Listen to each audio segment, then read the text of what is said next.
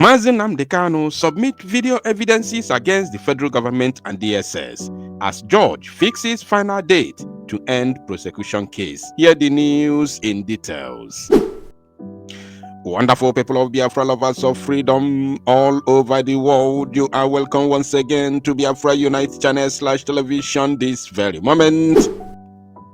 Today's date is 22nd of May 2025, and I have come once again to give you this very important update for what transpired today at the Federal High Court Abuja between Nnamdi Kanu, or should I say Biafrans, and the Zoological Republic of Animal Kingdom, Nigeria.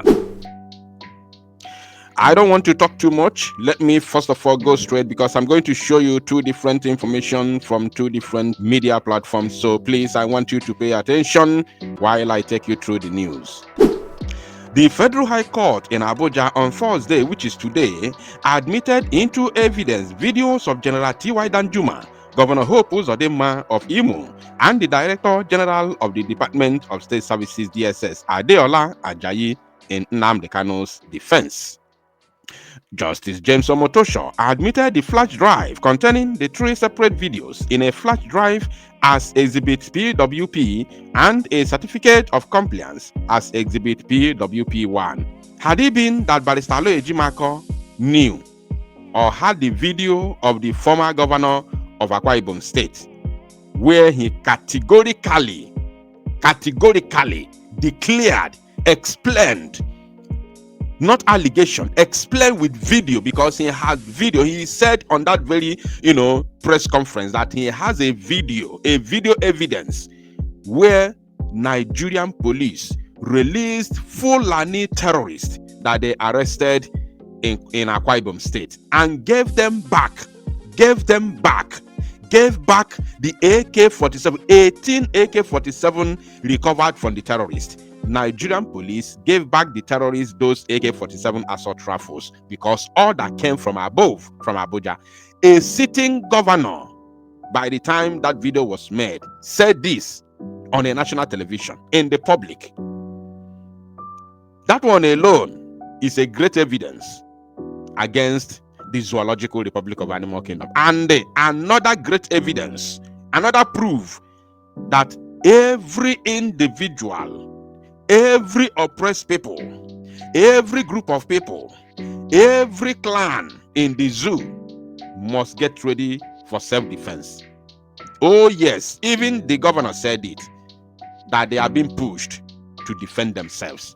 And you don't defend yourself with ordinary stick. No. Defending yourselves with ordinary stick or your bare hands against Fulani, deadly Fulani invaders. Deadly Fulani invaders. We are talking about those they call bandits, herdsmen terrorists, who are coming with AK-47 assault rifles, and you want to defend yourselves with your bare arms. No, it doesn't happen like that. You have to match them with the same thing they are coming with. Now, the documents were admitted in evidence after Paul Erokoro-san, counsel for Nnamdi Kanu, the leader of the indigenous people of Biafra IPOB, tendered them from the bar and were not opposed by the federal government lawyer, Adeboyega Awomolo-san. The news agency of Nigeria now reports that the three videos were played in the open court, and the federal government witness, an operative of the DSS identified as BBB, was cross-examined by Erokoro Nan. So right now, let us see the second information from a different platform, and this one is coming from Channels Television. They said, the second prosecution witness in the ongoing trial of Nnamdi Kanu has told Justice James Omotosho of the Federal High Court in Abuja that the Eastern Security Network ESN, established by Kanu, is an illegal group, unlike Amotekun, which is backed by law. Which law backed Amotekun? We want to know which law that backs Amotekun. Is Amotekun in the Constitution of Nigeria? The answer is no. So which law backed it? Or because it was formed by individuals known as governors. So tell me where the Constitution of the zoo says that any word spoken by governors or public office holders becomes a law. Tell me where it's written in the Constitution, because we're talking about law here. Even though I'm not a lawyer, I know the law. Tell me where it's written in the Constitution that any word spoken by an office holder, including Mr. President, has automatically becomes a law. Tell me where it's written in the Constitution of the Federal Republic of Nigeria. If you tell me where it's written, I will submit myself. Tell me where it's written that anything that they say or do is lawful because they are, governors, so-called governors. They gathered together and formed a security outfit, a vigilante group, to safeguard the entire Southwest. Why did they do so? Because they have seen that police, army, DSS, Air Force, Navy, man o' war, civil defense, all of them do not have capacity to safeguard the people and properties of the people of the Southwest. Why do they not have the capacity? They do not have the capacity because they are being controlled from the center, from Abuja. Whoever that is there will use the police as their willing tool. They will send them to wherever they want them to go, not to guide the people, not to protect the people, not to protect the lives and livelihood of the citizens. No, rather to work for their own personal interest. Are you paying attention? So anybody or group of people can as well come together and form a security outfit to protect lives and properties of their own people. Because the same thing that is happening in Southwest is what is happening in the Southeast.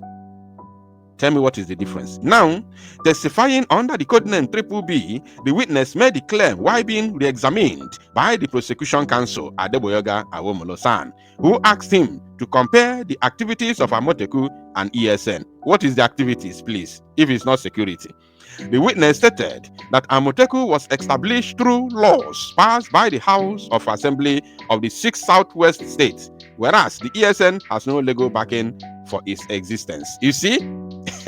You see that? Amotekun was established without the knowledge of the so-called House of Assembly. There was absolutely nothing like that. We all were here when it happened. I was recording the news. I was giving the news as a news broadcaster. I was giving the information live and direct when it happened. Oh yes, I remember vividly. It was after the 6 Southwest governors went to Abuja to visit the then Vice President, Yemi Osibanjo. Yemi Osibanjo told them, because he was under pressure, to tell the Southwest governors to disarm Amotekun. Yemi Osibanjo told them to disarm Amotekun. Rather, they should be given, double barrel and pump action. That is when they went back to Southwest from Abuja and told their House of Representatives in their respective states to give it backing. That is what happened. But the moment Amotekun was formed, there was nothing like House of Assembly, House of Representatives backing it, whatever. There was nothing like that. And when that backing came, it was not dissolved. Listen, Amotekun was not dissolved before the backing. Amotekun was already on existence without backing of House of Assembly or Representatives. So what they would have done is to, first of all, dissolve Amotekun after it was formed, so-called illegally, because nowadays in the zoo now, when you try to protect yourself, it becomes illegal. Yet the state lacks the capacity to protect you. So they should have disbanded Amotekun. After disbandment, wait for the House of Assembly or Representatives to give it legal backing, and then they will now reform it.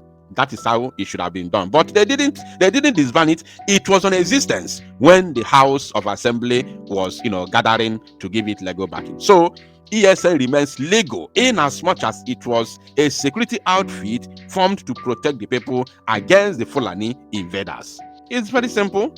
If you don't like it, you don't take it, you go and deal with it. Now, he further testified that the Director General of the Department of State Services, DSS, had at some point advocated for community policing initiatives to combat insecurity on the condition that such efforts receive guidance and approval from recognized security agencies. We have that video. He told the entire Nigerian to organize themselves community by community. Organize yourself and defend yourself against terrorists. I want to know if he talked about the former chief of army staff, T.Y. Danjuma. But let's continue. Now, earlier during the hearing, Defense Counsel Paul Erokoro-San tendered 3 video recordings containing in a flash drive, which the court admitted into evidence. The 3 videos were subsequently played in open court. In one of the recordings, the DG of the DSS was seen speaking at a public event where he encouraged communities to create a first line of defense against bandits and other external threats. You see, he was heard saying, the practical approach to mobilizing people is to get everyone involved. It is impossible for the security agencies to deploy to every part of the country. You see, this is the DG, the Director General of DSS that is holding Nnamdi Kanu, is the one saying that it is impossible. He used that word there, outline it, my people. Impossible. Look at it. It is impossible for the security agencies to deploy to every part of the country. What we need to do is to make communities set up a first line of defense. We have to allow some level of armament for the community to rise and defend themselves first, but under the guide and approval of security agencies. The time to start it is now. When asked by Erokoro whether the DSS DG was not effectively calling for communities to arm themselves, the witness clarified that the DG had specifically noted that such efforts must be under the supervision of security agencies. Another video played in court showed former Defense Minister General Theophilus Danjuma speaking at a public forum. In the footage, Danjuma alleged that some members of the armed forces were not neutral in the ongoing unalivings across the country. Upon identification of Danjuma as the speaker, Erokoro asked the witness to comment on the implication of Danjuma's remarks. The witness declined. Oh, the witness declined. He declined because sorry for using that word.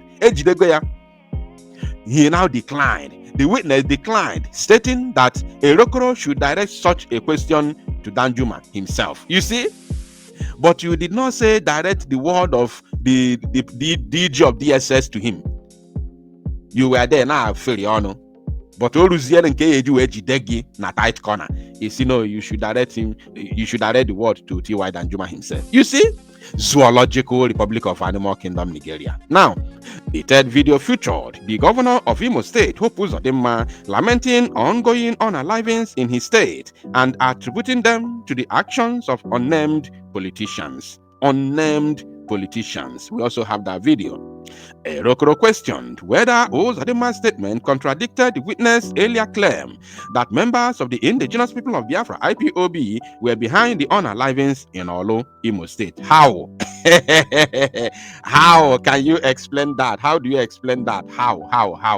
Uzodimma has said it several times that those behind the unaliving in Imo State, Olo to be precise, are those he called political opponents. He said he has said it many times, not even once. Now, the witness maintained that the DSS position was based on the findings of its investigation. Oh, so DSS, all the way from Abuja, now has first-class information than the governor of the state, the chief security officer of the state, the chief security officer.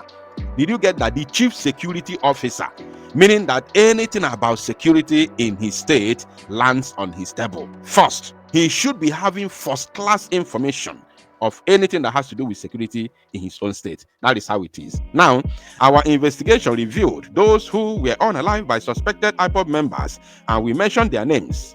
The governor did not mention any names of the people he said were unalive. The witness said, oh, you mentioned names of those that were unalived, but you did not mention the names of those that unalived them. You did not mention the names of those that unalived them, but you mentioned the names of those that were unalived. You see your life? He affirmed that IPOB was proscribed by a court order and that Kanu remained a member both before and after the group's proscription. When asked about his knowledge of the NSAS protest, the witness stated that the demonstrations were a response to calls for the disbandment of the Police Special Anti-Robbery Squad (SAS). He added that he was aware that several states, including Lagos and the National Human Rights Commission, had established commissions of inquiry to investigate the protests and related incidents. He agreed with Erokoro that the report issued by the Lagos State panel did not name IPOB as a participant and did not categorize the protest as act of terrorism. Oh, so why were you calling Nnamdi Kanu in the same NSAS protest? Nah, the zoo keep on shooting themselves in the foot. The zoo keep on implicating themselves just by their own deeds. He agreed with Erokoro that the report issued by the Lagos State panel did not mention IPOB. Erokoro subsequently tendered the Lagos State Commission's report, which was admitted into evidence. I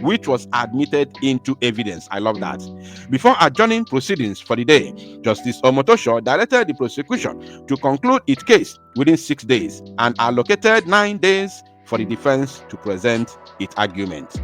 Following an agreement by the parties, the judge adjourned further hearings to 28 and 29 May and 6, 16, 18, and 19th of June. Wow. So, my people, I don't have much to say here. We will continue to follow this very matter till the logical conclusion, which is, of course, going to give birth to the freedom of Nnamdi Kanu and subsequent exit of Biafra from the Zoological Republic of Animal Kingdom, Nigeria. Thank you, my people. To salo no mozi akaona apoto and make it go viral.